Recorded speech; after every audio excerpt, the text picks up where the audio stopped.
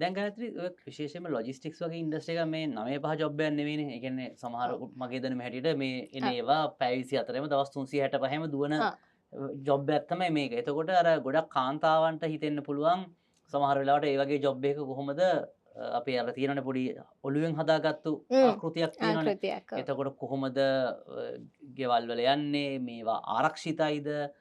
විවිධ කට්ටියත් එක්ක රැලි වෙනකම් වැඩ කරන්න සිදු වෙනවද?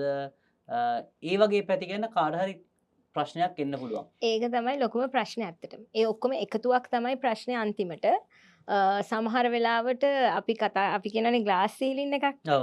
හැමෝටම කාන්තාවට අපි කියන ග්ලාස් සීලින්. ඒ ග්ලාස් සීලින් එක ෂැටර් කරගෙන උඩට යන්නේ නැති හේතුවත් ඔය ඔක්කොම එකතුවක් තමයි. මොකද අර නිකන් කියනවනේ වැඩ හැරි වැඩට යන කාන්තාවන් කියලා. ඒ කියන්නේ කිසි ආයතනයක වැඩ කරත් එයා ගෙදර ගිහිල්ලත් ආයෙත් වැඩ ගොඩක් තියෙනවා කරන්න. තව වැඩ ගොඩක් තියෙනවා කරන්න.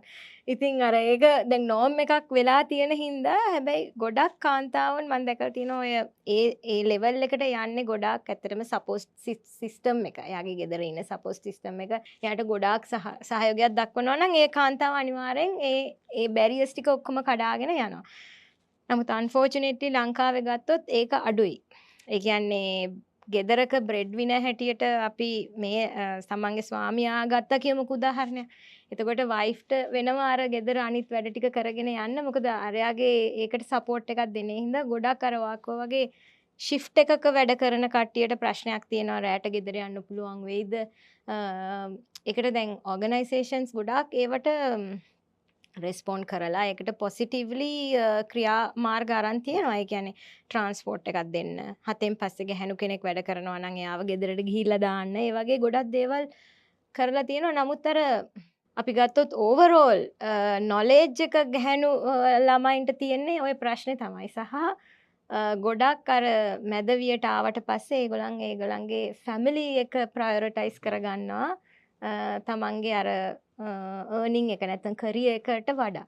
ඒක තමයි අපිත් අර ගොඩක් රිසර්ච් කරලා පස්සේ අපි නිතරම අපි කියන්නේ female labor force participation එක ගොඩක් අඩුයි 30ක 37ක වගේ ලෙවල් එකේ තමයි තියෙන්නේ. කියන්නේ ගොඩක් පල්ලෙහා ඉන්නේ අපේ කලාපේ ඉන්න වියට්නාමයේ වගේ රටවල් එක ගත්තට පස්සේ. එතකොට ගායත්‍රි දැන් මේ විශේෂයෙන්ම කාන්තාවන්ම මේ අනිත් සමහර මේ labor force එකට ගන්න විශේෂයෙන් මේ logistics කියන ඉන්ඩස්ට්‍රි එක ටිකක් ඒ වගේම මේ ලෝකෙත් එක්ක යන ඔපචුනිටීස් වැඩිපුර එන ඉන්ඩස්ට්‍රි එකක්නේ. අනිත් එක ග්ලෝබලි මොනාරි ඔපචුනිටි එකක් ගන්න පුළුවන් කරිය එක. එතකොට ඒ වගේ එකකට එන්න මොනහරි අපේ රෙගියුලේටරි බැරියර්ස් තියෙනවද? මොකද අපි සාමාන්‍යයෙන් අපි කරපු රිසර්ච් වල හැටියට රැයට වැඩ කරද්දී සමහර වෙලාවට කාන්තාව එක පැත්තකින් සමාජයේ මේ මතයක් තියෙන්න පුළුවන් රැය වෙනකම් වැඩ කරන්න හොඳ නැහැ කියලා. නමුත් සමහරට කාන්තාවකට සමහරට රැය වෙනකම් වැඩ කරන්න පුළුවන් කැමැත්ත තිබුණත් අර කියන සපෝට් සිස්ටම් එක තිබුණත් සමහරවිට නීතියෙන් ඒකට සමහරලාට ප්‍රශ්න තියෙනවා.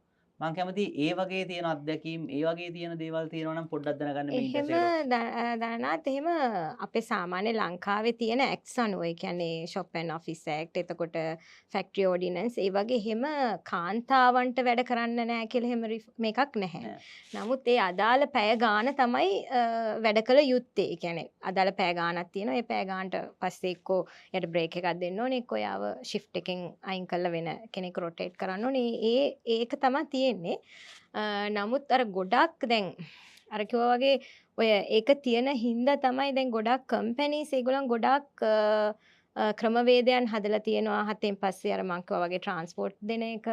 එතකොට නයිට් ෂිෆ්ට් එකට ලේඩීස්ලව ගන්නෙ නැති. ඒ කියන්නේ නයිට් ෂිෆ්ට් තියෙනවා. දැන් අපි ගත්තොත් වෙයාහවුසස් වල වැඩ කරනවා නම් වෙයාහවුසස් වල නයිට් ෂිෆ්ට් තියෙනවා.